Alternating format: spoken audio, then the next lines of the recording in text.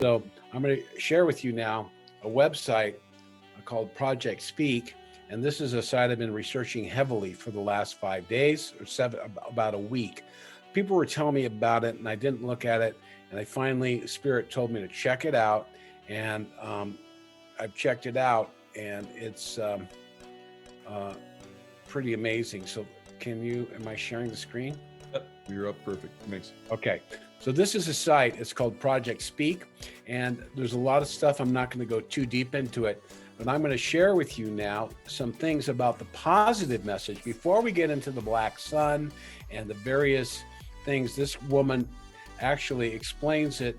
She doesn't actually, another gentleman she worked with, but she was actually kind of I don't want to get too freak people out too much, but this is going to be really difficult for a lot of people to grasp.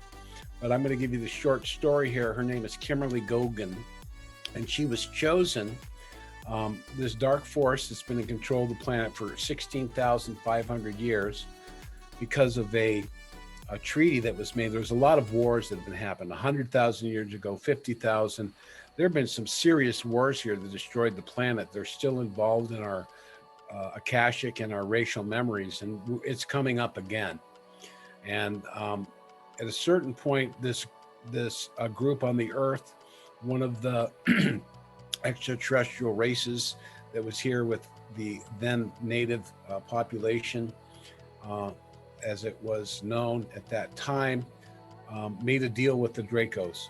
And the Draco said, well, if you will allow martial law, we'll give you technology, you can end this. And they did, and they chose their families to do this. So this is her page here. So what's happened is their lifeblood of the dark force is money. And this beautiful, very intelligent woman has 98.7% DNA that is human. She's the most chosen one on the planet simply by her DNA. And the Dark Force Lords were forced at the end of this contract to hand the power and the reins of their kind of control system over to her. And it's a long story, but if you watch these two videos on YouTube, you're gonna learn a lot about the financial system, and she goes through there's two triangles in this, but the back triangle is all controlled by these very heavy families called covens and so forth like this. So this is the planet this is the one that I want people to check out. I think this will give you the whole history of the planet Earth. She goes into the global martial law. This is going to be fantasy for some people. They're not going to grasp it. Take your time, digest a little bit, come back. As the ships come up more and more, you'll begin to understand how these families have worked and how absolutely hideous the control is. And what they've done is what she has done. She's a math genius. She's taken over the quantum system because it's key to her codes. And she was trying to work with Earth-based families.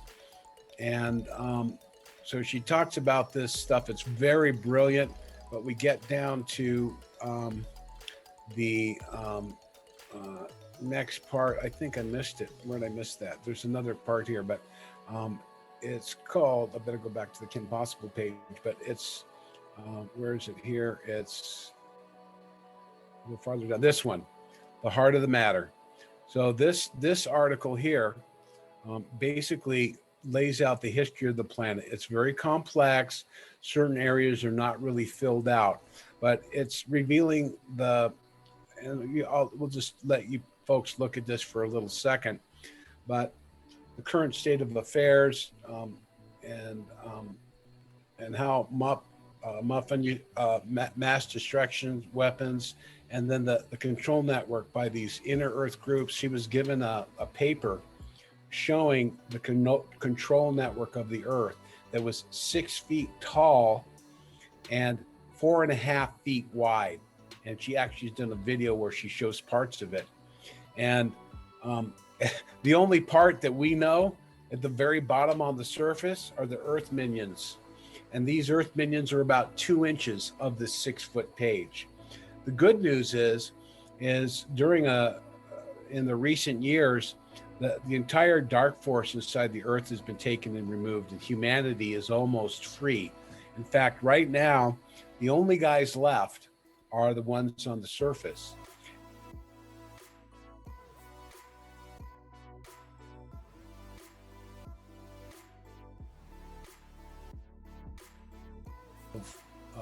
My interview with the commander of the moon base, Aura Reigns, who was contacting the founding fathers, and I was like, "How what do you mean?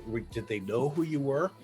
Now, one of the things people don't realize is that the Masonic Lodge originally was a very positive um, influence. It was about teaching metaphysical truths, and the Order of the Eastern Star, which of course is Venus, was inspired by the contact with Venusians, and I'm not sure if the founding fathers knew them as either directly as extraterrestrials or they were just appearing. I think they knew something special was there.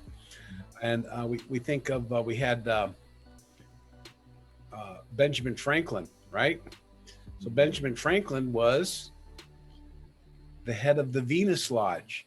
And this is how they were having meetings. That's why it was secret. And they did have some secret little codes and stuff that they used, because the British agents and British sympathizers within America would, tell of what their ideas, but they're mostly promoting the ideas of freedom, liberty, sovereignty. And as she told me, equality, liberty, fraternity, and justice is what she said she was teaching. And that especially in the French Revolution, where I think the Red Beret kind of action came out. So, and forgive me, because when you watch this video, you can kind of tell like I'm pretty excited. Like imagine I'm a songwriter, guitar, and I'm interviewing Paul McCartney, or Elton John or something. I'm just like, and I'm a little over that now. I don't think I'm going to have that reaction. But the guy who took the video was the security chief, Al On. He can't allow any pictures of his face to be taken, but he's in charge of the Venusian security contingent. They have these large ships called the Victor class fleet ships that hover over the Earth in various locations. And each of those ships on the physical plane are also existing in the higher dimension, which is kind of beyond. It's a security device that they can do that. And they've been lied about their ships, and you can't see them on radar. There's no heat signature, nothing. So it's an amazing technology, but let's not get enthralled with them just because they have a bigger car. It's about their consciousness and the spirit of community and the service to others that they enjoy. Now, the Venusian civilization is not that large. It's only 5 or 6 million people. Most of them live underground. They do have a surface population, but they've been taking up individuals from the Earth for a long, long time. In fact, one of the Knights Templars, name was Tannhauser, was taken to Venus. Dante Alighieri was taken to Venus. And many other, Emanuel Swedenborg was taken to Venus. So these are considered contactees, and it's kind of an otherworldly dimensional experience, and they're not really sure. It's so difficult to process. But yeah, paradise in Dante's was Venus. So one of the things that I found out I've been accelerating my learning curve of spiritual development has been pretty accelerated since my contact. And I don't do any channeling, but I do have telepathic exchanges, and they've taught me some things. So here is Commander Reigns, and I'm asking some questions. So I played this for people, and people are going to go, why is she wearing makeup? And why is she wearing this? And what's with the red beret and all of that? So I don't really know about the red beret, but I do know that they have various personalities and lives on Earth. I don't know if she does or not, but they do come down and do different things. Like in the previous incarnation, she was doing something. I don't think I should say what it is, but she was doing something, and as soon as she actually got away with it. No one knew who she was at that time because the internet wasn't around. But if she has a position on the earth, maybe she's a secretary in a secret space program or something for some general, who knows.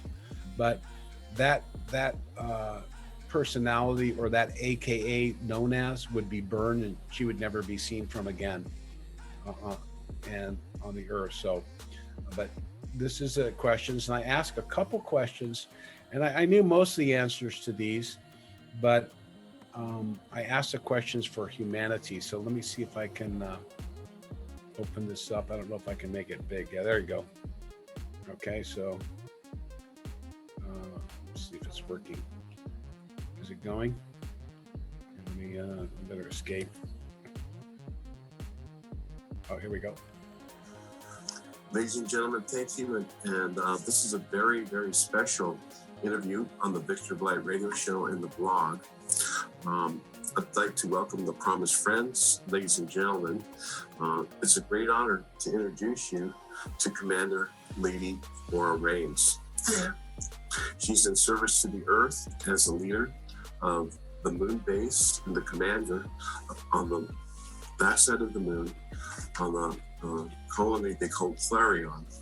She is coming here as an authorized representative of the Venusian and the solar hierarchy of light. She's uniquely qualified to answer my questions. I must tell you, Commander, it's a great honor to meet you, and I wish to thank you very much from the bottom of my heart for coming here and offering this information to the people of Earth that is very much needed at this time. Thank you.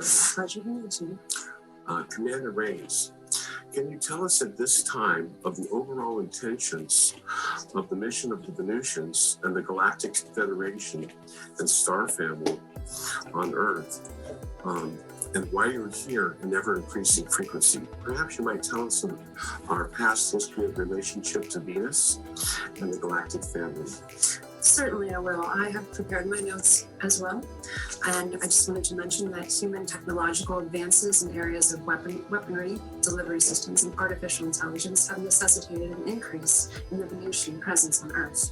These advances by nations on Earth have outpaced any spiritual attunement that is necessary to properly channel these technological advances into more positive areas of investigation and application that will benefit all of humankind, and not just the selfish interests of national leaders. We, that is to say, the Venusians, have been interacting with your world on many levels since before the dawn of recorded human history. Our emissary, Omnic Omnic, and our historian, Dr. Raymond Teller, have provided further light and knowledge in their respective books on this subject.